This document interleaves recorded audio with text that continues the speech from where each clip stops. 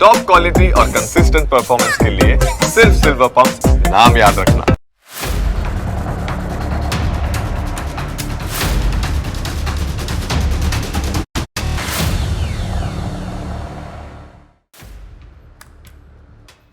નમસ્કાર, હું Janak Dave. Full stop news analysis પ્રોગ્રામમાં આપનું સ્વાગત છે. આજે અમે ધાર્મિકતા અને યુવાનો વિશે વાત કરીશું.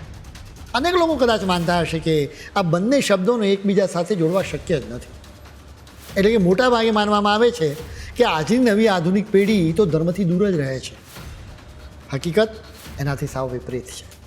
આ નવી પેઢીના વધુને વધુ લોકો અત્યારે ધર્મ તરફ વળી રહ્યા છે, જેની પાછળના કારણો પણ ખૂબ જ મજેદાર છે. અમે તમને આ કારણો વિશે આજે વિસ્તારથી વાત કરીશું.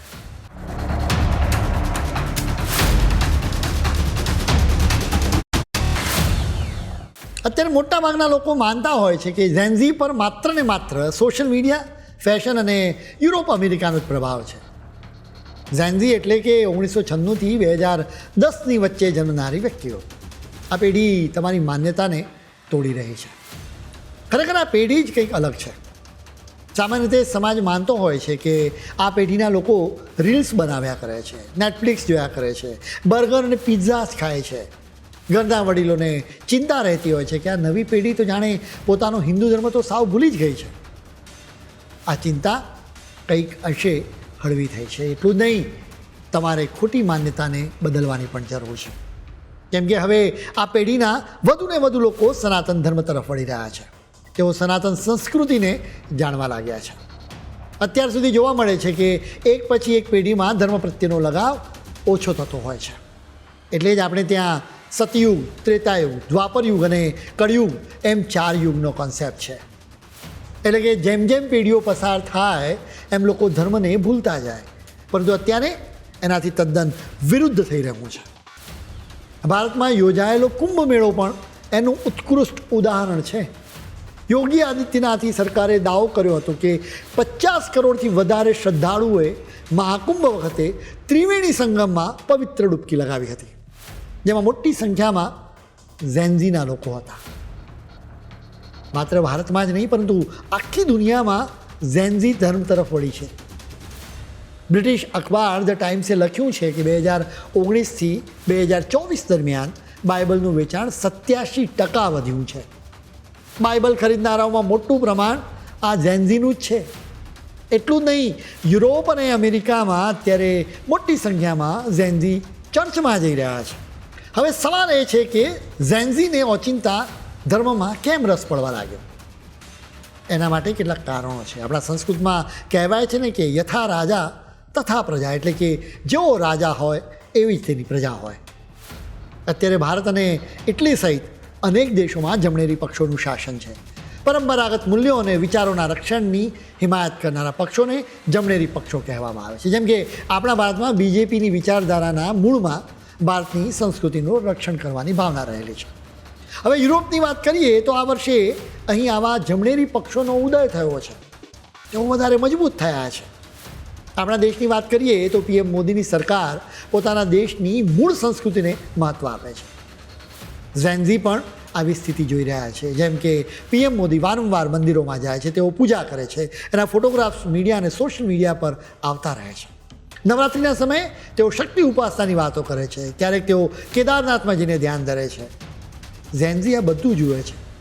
એ પણ જુએ છે કે G20માં વસુધૈવ કુટુંબકમનો નારો બુલંદ થઈ રહ્યો હતો. આમ પણ પીએમ મોદીએ સનાતનના મૂલ્યોને આધુનિક અંદાજમાં રજૂ કર્યા છે. તેઓ યોગ અને આયુર્વેદનો પણ પ્રચાર કરે છે. એટલે જ મોટી સંખ્યામાં ઝેન્ઝી પોતાના મૂળિયાની સાથે કનેક્ટ થઈ રહ્યા છે. કિશોરો અને યુવાનો ધર્મ તરફ વળ્યા છે તો એના માટેનું મજબૂત કારણ અત્યારની સ્થિતિ છે. જેમ કે અત્યારે તેમની પાસે ખૂબ જ સુવિધાઓ છે, એમ છતાં તેમનું જીવન સરળ નથી રહ્યું. મેગઝીન સાયકોલોજી ટુડેમાં એક સંશોધન રજૂ કરવામાં આવ્યું હતું. આ સંશોધનનું તારણ ચોંકાવનારું છે. ઝેન્ઝીના 73% લોકો ક્યારેક કે લગભગ હંમેશા અનુભવે છે કે તેઓ એકલા ટૂલા પડી ગયા છે. આ લોકોના માતા પિતા તેમના કામકાજમાં કે ફોનમાં ખૂબ જ બિઝી થઈ ગયા છે. તેમના વ્યક્તિગત સંબંધોમાં ઉતાર ચઢાવ આવ્યા કરે છે, તેમનું બ્રેકઅપ થયા કરે છે. એટલે કે તેમના જીવનમાં કોઈ વ્યક્તિ જ નથી કે જેમના પર તેઓ પૂરેપૂરો ભરોસો મૂકી શકે. તેમની પાસે એવો પણ કોઈ માણસ નથી કે જેની સાથે તેઓ દિલ ખોલીને વાત કરી શકે. મોર્ગન સ્ટેનલીનો રિપોર્ટ છે કે 2030 સુધીમાં 44% મહિલાઓ અપરિણિત રહેશે. અહીં મૂળ કહેવાનો સાર એટલો જ છે કે આ પેઢીના અનેક લોકોને પરિવારની પૂરતી હૂંફ મળતી નથી.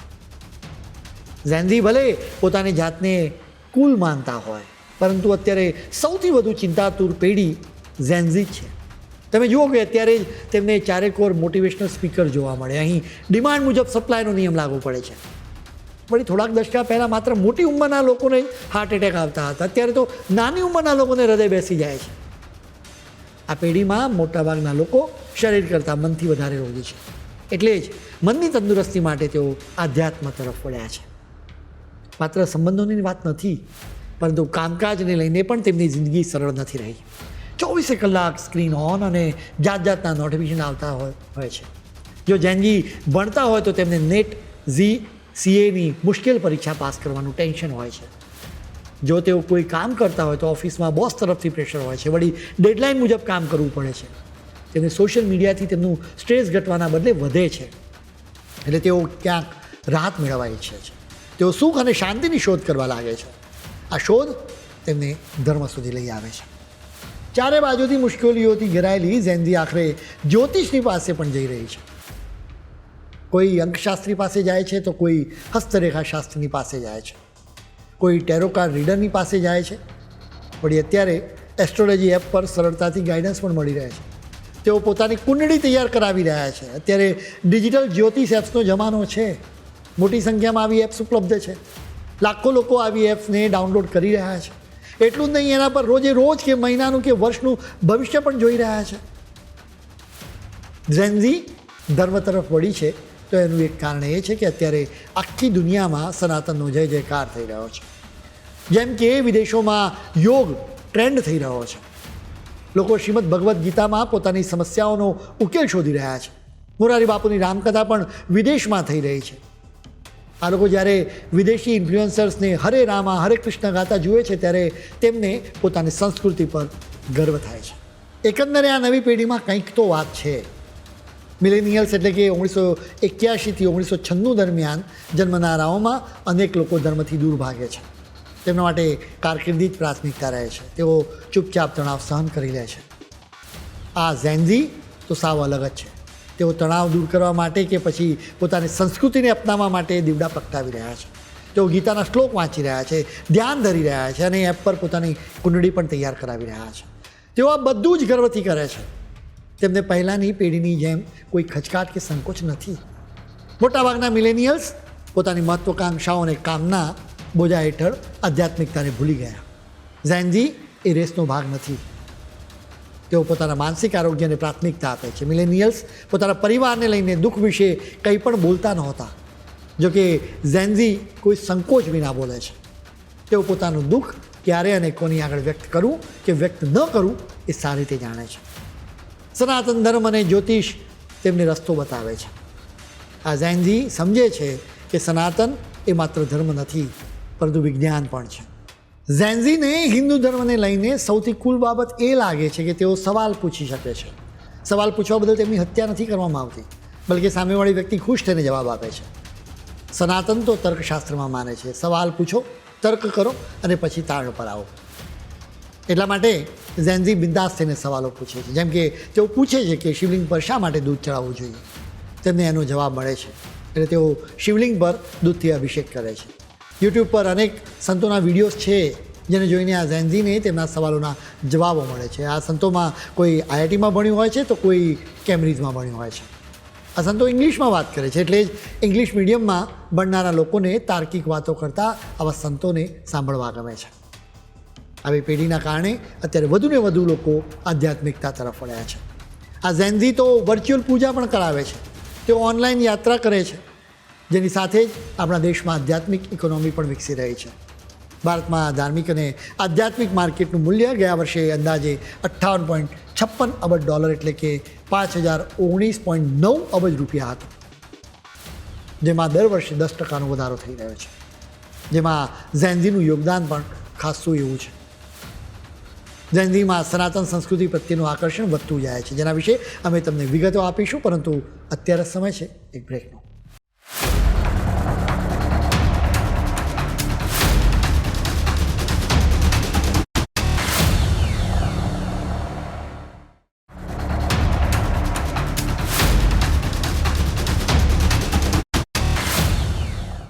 બ્રેક બાદ આપનું સ્વાગત છે. દરેક જૂની પેઢીને ફરિયાદ હોય છે કે નવી પેઢી ધર્મથી દૂર ભાગી રહી છે. અત્યારે ઝેનઝીના અનેક લોકો માટે જૂની પેઢી આવી ફરિયાદ કરી શકે એમ નથી. આ પેઢી માટે સૌથી સારી વાત એ છે કે તેઓ ભારતીય પરંપરાઓનું સન્માન કરે છે, પરંતુ એને તેઓ તેમના આધુનિક જીવનમાં ઢાળે છે. અત્યારે આખી દુનિયામાં અનિશ્ચિતતા છે, એટલે ક્યારે શું થશે એમ ન કહી શકાય. એના માટે જ લોકો પોતાનું ભવિષ્ય જાણવા માટે આતુર છે. એના માટે તેઓ જ્યોતિષી પાસે જાય છે કે પછી એસ્ટ્રો એપ પર સર્ચ કરે છે. અત્યારે ઇન્સ્ટાગ્રામ પર સ્ક્રોલ કરવાથી સહેલાઈથી સમજાઈ જાય કે એસ્ટ્રોલોજી કેટલું ટ્રેન્ડી છે. અત્યારે સોશિયલ મીડિયા પર સદગુરુ જેવા ગુરુઓ હંમેશા છવાયેલા રહે છે. તેઓ યુવાનોમાં ખૂબ જ લોકપ્રિય પણ છે. તેઓ જુદી જુદી કોલેજોમાં જાય છે, યુવાનોને વૈજ્ઞાનિક ભાષામાં સનાતન સંસ્કૃતિની વાતો કહેતા હોય છે. તમે પ્રેમાનંદ ગોવિંદ શરણના પણ વિડીયો જુઓ. ઇન્સ્ટાગ્રામ પર તેમના 2.73 કરોડથી વધારે ફોલોઅર્સ છે. અનિરુદ્ધાચાર્ય મહારાજના ઇન્સ્ટાગ્રામ પર 36 લાખથી વધારે ફોલોઅર્સ છે. એટલું જ નહીં, વિરાટ કોહલી અને અનુષ્કા શર્મા જેવી હસ્તીઓ પણ આવા ગુરુઓના ચરણમાં જાય છે. ઝેનઝી આવી હસ્તીઓને ફોલો પણ કરે છે, એટલે તેઓ પણ પ્રેમાનંદ મહારાજને સાંભળવા લાગે છે. જૂની પેઢીની પાસે ઇન્ટરનેટનું વરદાન નહોતું, એટલે તેમણે જ્ઞાન મેળવવા માટે કે ટેકનિક શીખવા માટે રૂપિયા ખર્ચવા પડતા હતા, ગુરુ શોધવા પડતા હતા. એટલું નહીં, પોતાનું ઘર છોડીને દૂર જવું પડતું હતું. ટેકનોલોજીના કારણે અત્યારે જીવન સરળ થઈ ગયું છે. ટેકનોલોજીના લીધે ખરેખર તો આધ્યાત્મિક અને ધાર્મિક બનવું પણ કૂલ છે. વળી નવી પેઢી એમેઝોન અને ફ્લિપકાર્ટ જેવી એપ્સ પરથી સહેલાઈથી પૂજા સામગ્રી મંગાવે છે. મિનિટોમાં જ પૂજાનો સામાન તેમના ઘરે પહોંચી જાય છે. જુદા જુદા સર્વેમાં વાત બહાર આવતી રહે છે કે ઝેનઝી આધ્યાત્મિકતા તરફ વળી રહ્યા છે. MTV ચેનલના એક સર્વેમાં પણ આ વાત બહાર આવી હતી.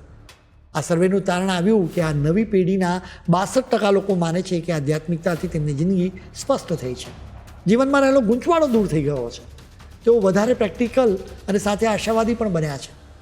આ ચેનલે સર્વેમાં દેશના 50 શહેરોમાં રહેતા 15 થી 25 વર્ષના 26,000 યુવાનોના મનની વાત સાંભળવામાં આવી હતી, જેના પછી જ આ તારણ આપવામાં આવ્યું હતું. આ સર્વેમાં એક મજેદાર વાત જાણવા મળી છે.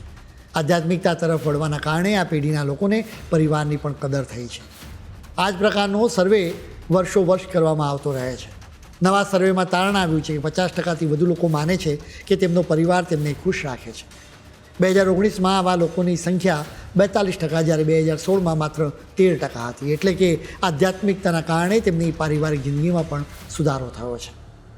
આ સર્વેમાં બીજું એક મજેદાર તારણ આપવામાં આવ્યું છે કે થોડાક દશક પહેલાં યુવાનો તેમના માતા પિતાને જોઈને ધર્મ તરફ વળતા હતા. અત્યારના યુવાનો અલગ છે. તેઓ ઉત્સુકતાથી કે જિજ્ઞાસાથી ધર્મ તરફ વળ્યા છે. ખાસ કરીને કોરોનાની મહામારી પછી સ્થિતિ સાવ બદલાઈ ગઈ છે. કોરોનાના સમયે આઇસોલેશનમાં નવી પેઢીને જિંદગી વિશે વિચારવા માટે પૂરતો સમય મળ્યો હતો. બીજા એક સર્વેમાં પણ એવી જ વાત બહાર આવી છે. યુગવ અને મિન્ટ દ્વારા આ સર્વે કરવામાં આવ્યો હતો. ભારતમાં અડધાથી વધુ યુવાનો ધર્મનું મહત્ત્વ સમજ્યા છે. એટલું જ નહીં, આ યુવાનોમાં ઉંમરની સાથે ધાર્મિકતા વધી રહી છે. આ સર્વેમાં આ તારણોથી એનો ખ્યાલ પણ આવે છે. શહેરોમાં 23 થી 29 વર્ષના લગભગ 58% લોકોએ કહ્યું છે કે તેમના માટે ધર્મનું ખૂબ જ મહત્ત્વ છે, જેની સરખામણીમાં 30 થી 38 વર્ષના 65% લોકો આવું માને છે. 18 થી 22 વર્ષના 53% લોકો ધર્મનું મહત્ત્વ સમજે છે. આ સર્વેમાં એવું પણ તારણ આવ્યું છે કે 62% ઝેનઝી અને 72% મિલેનિયલ્સ રોજે રોજ પ્રાર્થના કરે છે. 180 શહેરોના 5,000થી વધારે યુવાનોના સર્વેમાં આ તારણ આવ્યું છે. આવા અનેક સર્વે થયા છે, જેમાં મૂળ વાત બહાર આવી છે કે અત્યારે હિન્દુ યુવાનો સનાતની હોવાનો ગર્વ મહેસૂસ કરી રહ્યા છે. અત્યારે તમે કોલેજોમાં જાઓ તો ત્યાં જુદા જુદા રાજ્યોના ઉત્સવો ઉજવાય છે. જેમ કે ગુજરાતની અનેક કોલેજોમાં ઓનમ ઉજવાય છે.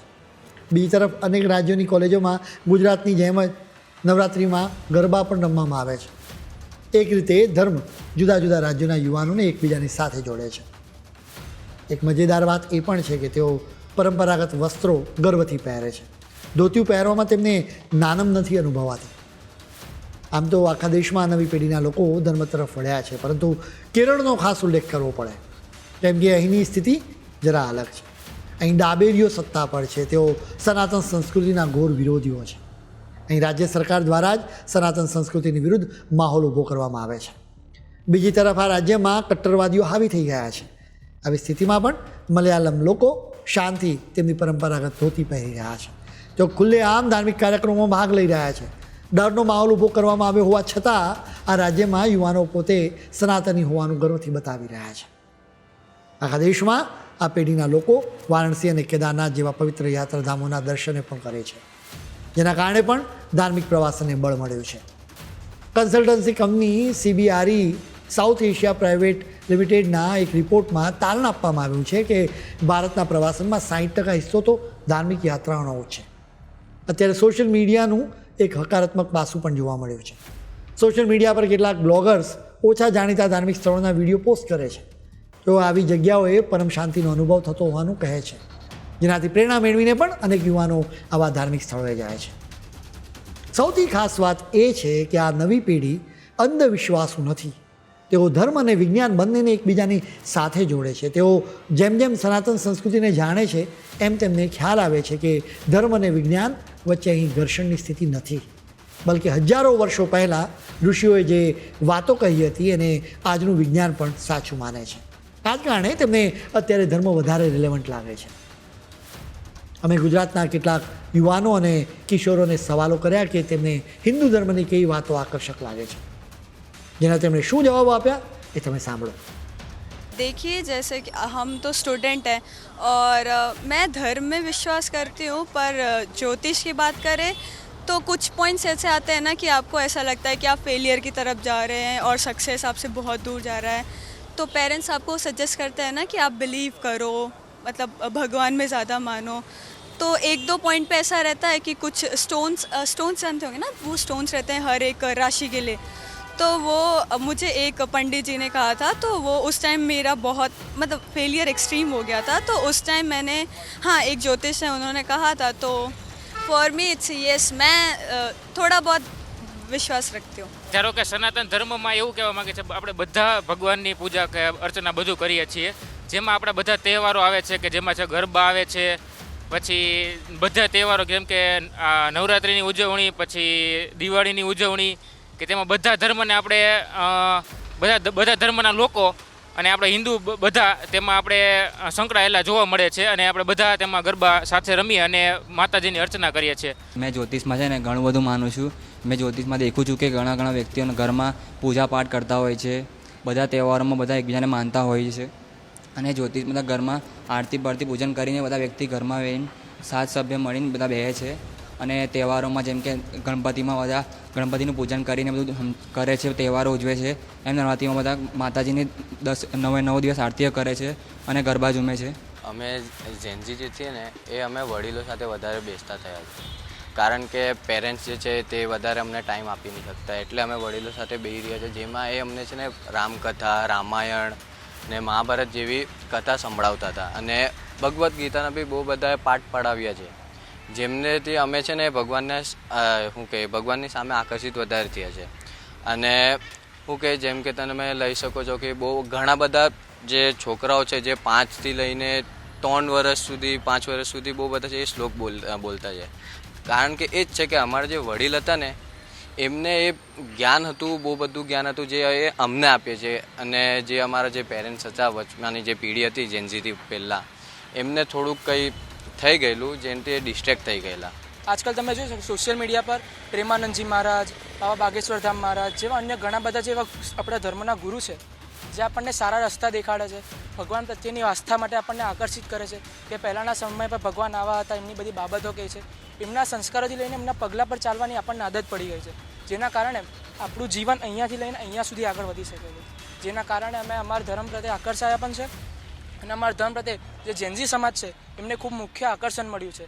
જેમના આજકાલના સમય બધા મોબાઈલ, ટેલિફોન ને બધામાં લાગેલા હોય છે, તો એમાં એમના જે રસ્તા હોય તેમાં આસ્થા પર જ એમને ધર્મનું જોવા મળે છે કે ભાઈ પ્રેમાનંદજી મહારાજ છે, એમને ખૂબ સારી શીખ આપે છે, ભગવદ્ ગીતાના શ્લોકનું જ્ઞાન આપે છે, રામાયણનું જ્ઞાન આપે છે. એ રીતે આપણને ખૂબ માર્ગદર્શન માટે ખૂબ મદદ કરતી હોય છે, એવું જોવા મળે છે. તમે ગુજરાતના કેટલાક યુવાનોની વાત સાંભળી, જેનાથી પણ તમને ખ્યાલ આવી ગયો હશે કે આજની નવી પેઢી ધાર્મિક કેમ બને છે. હવે આ નવી પેઢી આપણા ધર્મની કઈ વાતો જાણવા માટે આતુર રહે છે એના વિશે અમે તમને વિસ્તારથી વાત કરીશું, પરંતુ અત્યારે સમય છે વધુ એક બ્રેકનો.